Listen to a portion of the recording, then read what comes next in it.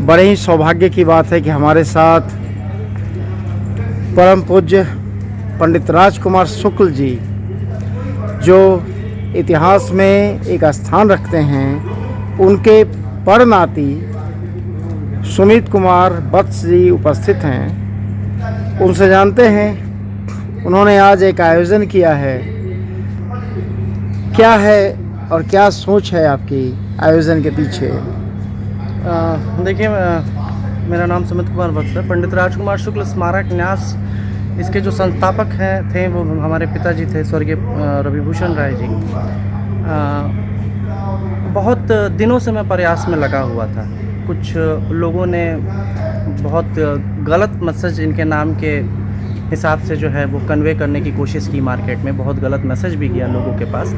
हमारे पिताजी चाहते थे कि इनकी नाम को एक उपलब्धि मिले, क्योंकि पंडित राजकुमार शुक्ल एक सिर्फ हमारे परिवार के लिए गर्व की बात नहीं है, वो पूरे चंपारण की मिट्टी, पूरे बिहार के लिए, पूरे भारत के लिए कह लीजिए कि उनका मतलब एक गर्व से हम लोग देख सकते हैं। पंडित राजकुमार शुक्ल एक ऐसी भूमिका है जो एक आम साधारण किसान होते हुए भी और इतना दृढ़ संकल्प लेकर मन में चले और बुलाएं, वो गांधी जी को बुलाएं अपने सिर्फ दृढ़ निश्चय होने की वजह से।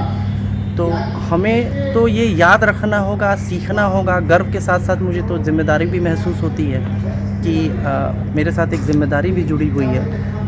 ऐसा है कि हम अगर सिर्फ गर्व करके बैठ जाएं तो वो भी नहीं चलेगा। देखिए, मैंने कहीं बहुत लोगों से सुना भी है कि बहुत विशाल वृक्ष के नीचे जो है केवल घास फूस ही पनपते हैं। इसका तात्पर्य ये नहीं है कि घास फूस का कोई मूल्य नहीं है, बल्कि इसका तात्पर्य है कि उस विशाल वृक्ष की छाया में अपनी पहचान बनाना वो भी आसान नहीं है। तो हमें वो निरंतर प्रयास और संघर्ष के साथ लगे रहना होगा।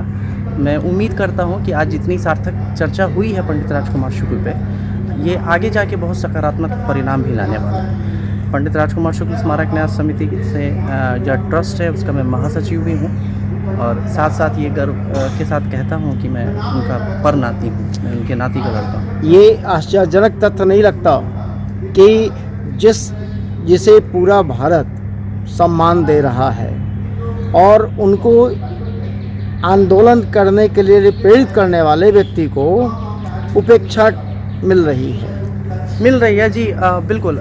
देखिए, पिताजी से भी इस संदर्भ में बहुत बात होती थी। उनका कहना था कि शुक्ल जी जो है वो मकान की नींव की तरह दब गए और गांधी जी जो है उस मकान की तरफ दिख गए। तो वो सबको दिख रहे हैं। ये कमी कहीं ना कहीं हम लोगों में भी है कि हम जो है वो जातीयता के पीछे बहुत भागने लगे एक टाइम में। तो पंडित राजकुमार शुक्ल जी का तो ये क्लियर मैसेज था सब लोगों के लिए। वो किसी एक कास्ट को लेकर चले नहीं थे, उनका तो सारे लोगों पे फोकस था।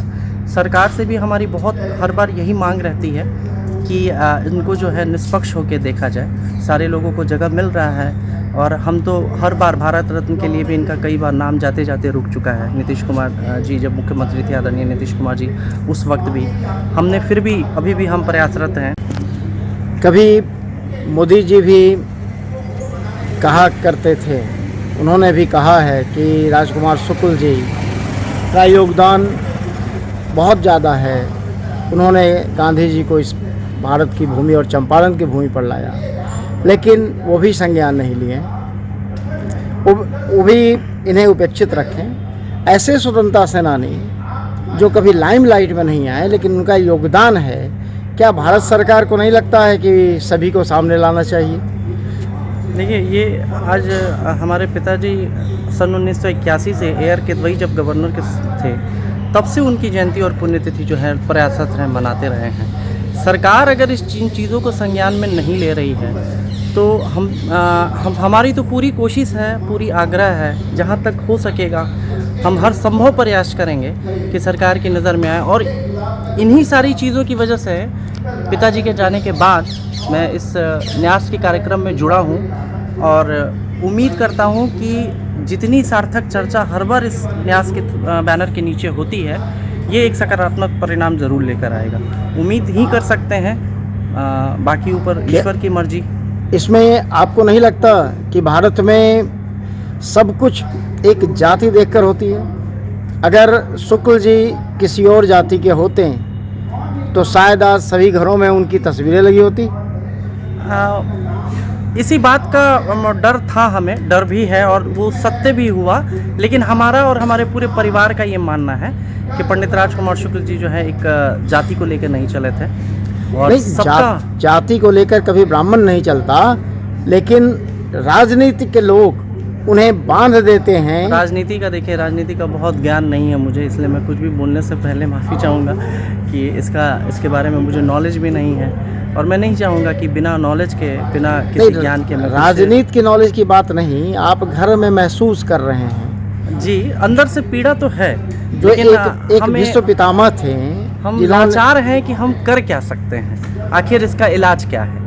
आवाज़ बढ़ानी चाहिए जी, इसी आवाज़ बढ़ाने के लिए तो हमने इस न्यास के कार्यक्रम को जो है आगे बढ़ा ये किया है, सर चढ़कर। मतलब हम कोशिश करते हैं कि साल में 2 बार 3 बार प्रोग्राम हो, ताकि सरकार को न्यूज़पेपर, अखबार और सोशल मीडिया और इलेक्ट्रॉनिक मीडिया की तरफ से ये मैसेज जाए। तो ये कोशिश है, अभी तो शुरुआत है, हो सकता है हम आगे इसमें कामयाब होंगे तो एक दिन शायद ये शिकायतें भी दूर हो जाएंगी सरकार से। कब से आप कर रहे हैं? जी, पिताजी हमारे देखिए 1981 से कर रहे थे। पिताजी की मृत्यु हुई 2021 में, स्वर्गीय रवि भूषण राय, और 2021 के बाद मैंने इसका कामान संभाला और मैं तब से निरंतर प्रयास में हूँ कि ये होता रहे और होता ही रहेगा। चलिए सुमित जी, हमारे चैनल दिव्य रश्मि को समय देने के लिए बहुत बहुत आभार, धन्यवाद आपका।